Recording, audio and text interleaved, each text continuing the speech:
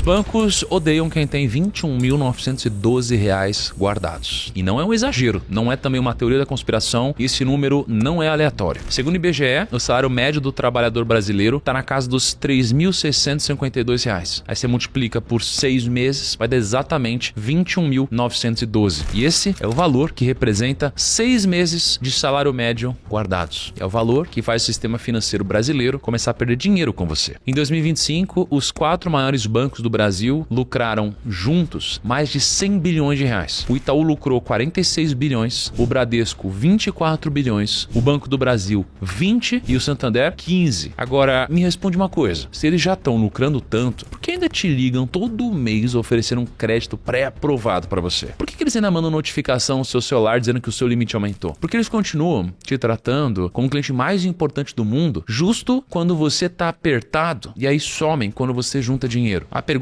que ninguém está fazendo é essa. Se o lucro já é gigantesco, por que eles precisam de você completamente endividado? É justamente sobre isso que a gente vai ver no vídeo de hoje. Eu peguei dados reais do Banco Central, do IBGE, do Banco Mundial, de relatórios de grandes bancos e o resultado de tudo isso vai mudar a forma como você enxerga o seu banco, mas também como você enxerga o seu cartão, a sua conta corrente e até a sua relação com o governo. Mas antes de a gente começar, deixa o like aqui no vídeo e se inscreve no canal. Isso motiva o meu time a produzir mais conteúdos como esse para você e ajuda a disseminar a educação financeira para todo o Brasil. E bom, eu dividi esse vídeo em basicamente 3 pontos. O primeiro desses pontos é sobre o spread bancário, que é o motor de tudo. O segundo é sobre o score secreto dos bancos e que praticamente ninguém sabe que existe. E o terceiro ponto é onde tudo se conecta, porque o banco, ele é só uma das 3 forças que precisam que você fique endividado. E para você entender o primeiro desses pontos, eu preciso te explicar de uma forma bem simples o que é o spread bancário. O spread bancário é a diferença entre o que o banco vai te pagar quando você empresta dinheiro para ele através de um CDB, poupança, qualquer aplicação, e o que ele vai te cobrar quando ele te empresta dinheiro de volta. É como se fosse o lucro do banco em cima dessa intermediação. E aqui no Brasil, esse spread é um dos maiores do mundo. A taxa Selic, que é a taxa básica de juros, está em 14,25%. O CDI, que é a taxa que rege a maioria das aplicações de renda fixa, está em 14,15%. Isso significa que, se você investe num CDB de 100% do CDI, você recebe aproximadamente 14,15% ao ano bruto. Só que existe o outro lado da equação, o lado em que o banco te empresta dinheiro. Olha para o cheque especial, por exemplo. Segundo o Banco Central, em 2026, a taxa média do cheque especial está em 134,2% ao ano. E isso daqui já com o teto regulatório de 8% ao mês, que foi imposto pelo próprio Banco Central. No caso do cartão de crédito parcelado, são 194,9% ao ano. Crédito pessoal não consignado é 106,6% e o maior de todos, que é o rotativo do cartão, está em 424,5% ao ano. Ou seja, o banco vai te pagar 14% ao ano quando você emprestar dinheiro para ele. E aí ele vai te cobrar 400% ao ano quando ele te emprestar de volta. A diferença é de mais ou menos 30 vezes. E é aqui onde tudo fica ainda mais interessante. Quando você compara o spread bancário brasileiro com o resto do mundo, a diferença é muito grande. O que eu vou te mostrar agora é um dado que praticamente ninguém no Brasil conhece. Eu precisei ir atrás de um indicador internacional publicado pelo Banco Mundial em parceria com o FMI, chamado Interest Rate Spread. E ele mede de uma forma padronizada a diferença entre o que os bancos cobram para emprestar e o que os bancos pagam para captar. É a mesma conta em todos os países. E sabe o que aparece? A média global desse spread, que é de 6 pontos percentuais. Ou seja, a maioria dos países do mundo opera com uma diferença de 6 pontos entre o que o banco paga e o que o banco cobra. Coreia do Sul é 1,25%, Uruguai é 2,6%, a Colômbia é 6% e o Brasil 32,5%.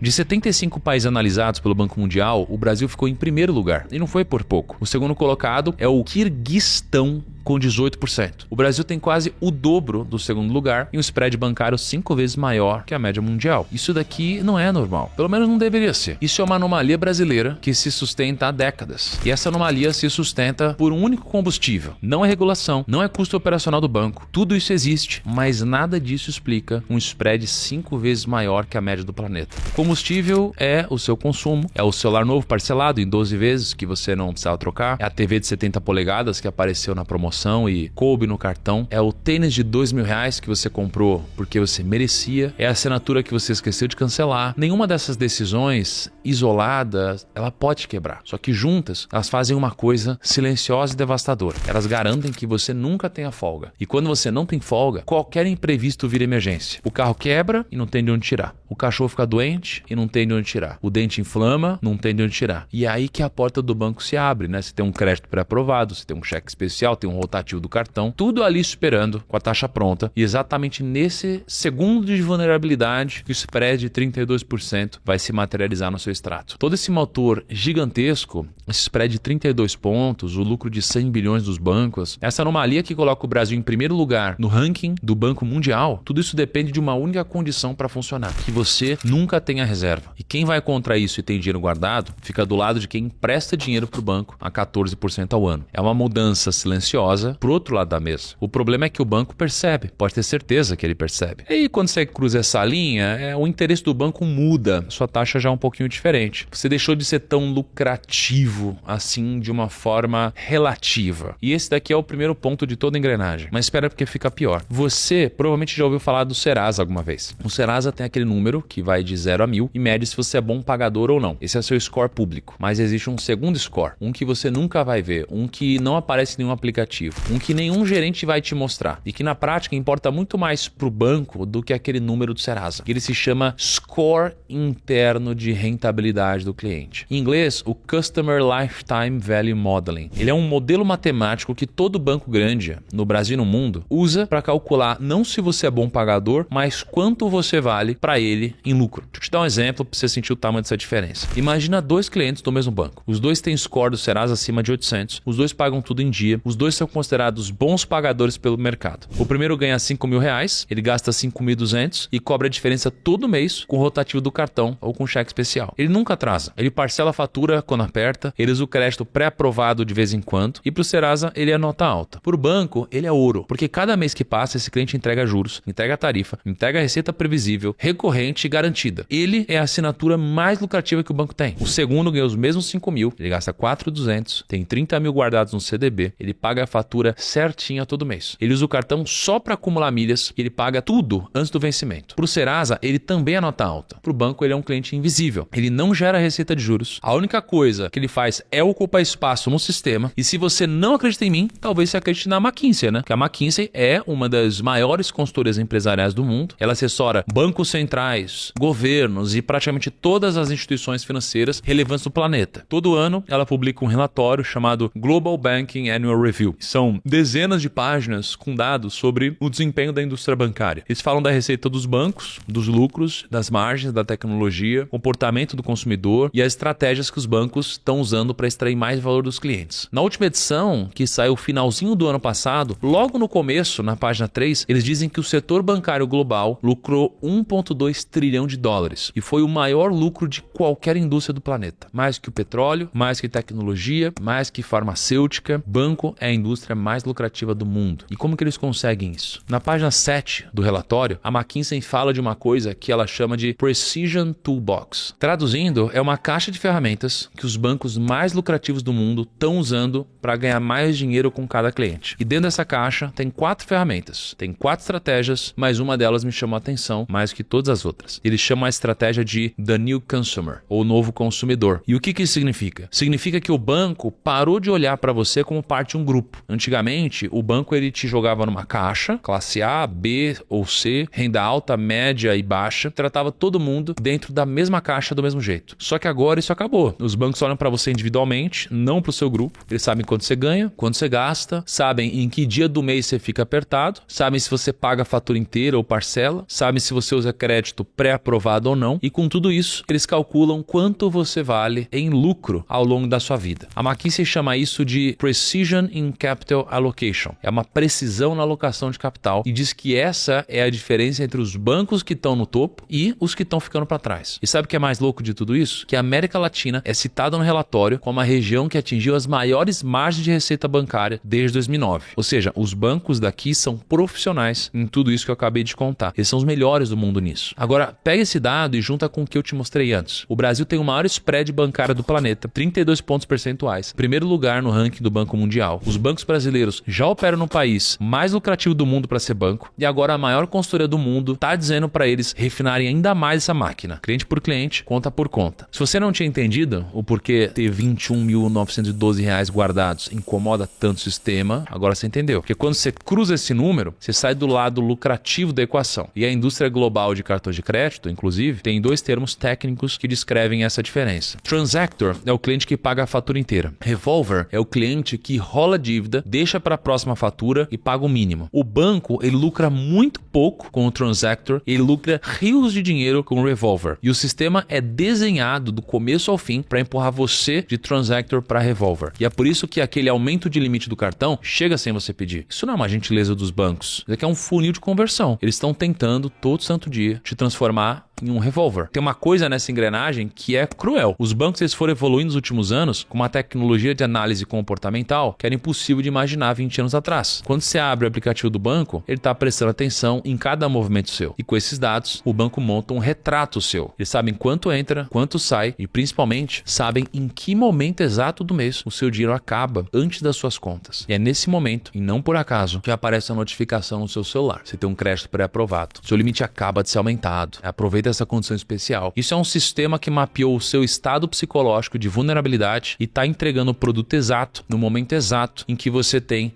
menos defesa para recusar. E é por isso que os bancos odeiam quem tem dinheiro guardado. Quando você junta R$21.912, você sai do funil. O banco não consegue mais te converter. Você passou de cliente potencial para cliente perdido. E eu usei R$21.912 como referência desse vídeo, porque é o número que representa 6 meses do salário médio do brasileiro. Mas o que importa de verdade não é o número exato. O que importa é juntar os seus primeiros R$5.000. Depois é juntar os seus primeiros R$10.000. Aí depois 20 mil, depois 30, depois 50. E a cada degrau que você sobe nessa escada é um degrau que o sistema perde distração sobre você. E quanto mais alto você sobe, mais difícil fica eles te puxarem de volta. E bom, até agora eu te mostrei pontos onde o grande vilão da história foi o banco. Mas se eu parasse aqui, eu não estaria sendo honesto. Porque o banco não é o único interessado em te manter sem dinheiro guardado. O banco ele é só uma peça de uma engrenagem muito maior. Uma engrenagem com 3 peças. A peça número 1 são as empresas. Pensa comigo. A economia depende de assalariados que consomem o que ganham e o que vão ganhar no futuro. A loja de eletrodoméstico precisa que você compre a geladeira em 12 vezes com juros. A loja de carro precisa que você financie o carro em 60 parcelas. A loja de imóveis precisa que você compre o sofá hoje para pagar daqui a 6 meses. Quando você tem dinheiro guardado, você muda completamente o seu padrão de consumo. Você espera uma promoção, você compara preços, você paga à vista para negociar desconto e você simplesmente não compra o que não cabe no seu orçamento. Você vai parcelar o máximo de vezes sem juros, enquanto você deixa o seu dinheiro rendendo para você. Aí tem a peça número 2, os bancos. Essa eu já te expliquei ao longo do vídeo. O banco precisa de você completamente endividado, que é a forma mais rentável para eles, desde que você pague. E a peça número 3 é o governo. E ó, eu não tô dizendo que existe uma sala fechada com políticos planejando te manter pobre, não é isso? Mas o fato é que hoje a carga tributária brasileira é de 33% do PIB. E esse dado é da Receita Federal e do Tesouro Nacional e é considerado uma das mais altas do mundo. Agora adivinha onde fica boa parte dessa arrecadação? Fica em tributos sobre consumo. ICMS, ISS, IPI, PIS, COFINS. Cada vez que você compra alguma coisa, o governo arrecada. Cada vez que você parcela, o governo arrecada várias vezes seguidas. Por isso, o governo brasileiro, historicamente, e isso vale para qualquer governo, né, de qualquer partido, sempre estimulou o consumo. Por isso, tem um monte de subsídio para a compra de eletrodoméstico através de programas como IPI reduzido, linhas especiais de financiamento da Caixa para imóveis, programas de crédito facilitado para veículos. Tudo isso é vendido como benefício social. Só que na prática, é também uma engrenagem de arrecadação. Por isso existe esse ódio pelos rentistas. Ninguém gosta de quem tem dinheiro guardado trabalhando para você, porque é justamente esse dinheiro que vai te impedir de fazer grandes burradas e de pagar juros para toda essa engrenagem funcionar. Agora pega essas 3 coisas, esses 3 pontos da máquina. As empresas precisam de você consumindo além do que ganha, os bancos precisam de você tomando crédito para cobrir a diferença e o governo precisa que você gaste, parcele e financie para arrecadar imposto em cada transação. As 3 peças têm interesses diferentes, mas todas elas convergem para a mesma direção. Todas precisam que você esteja sempre um pouquinho apertado.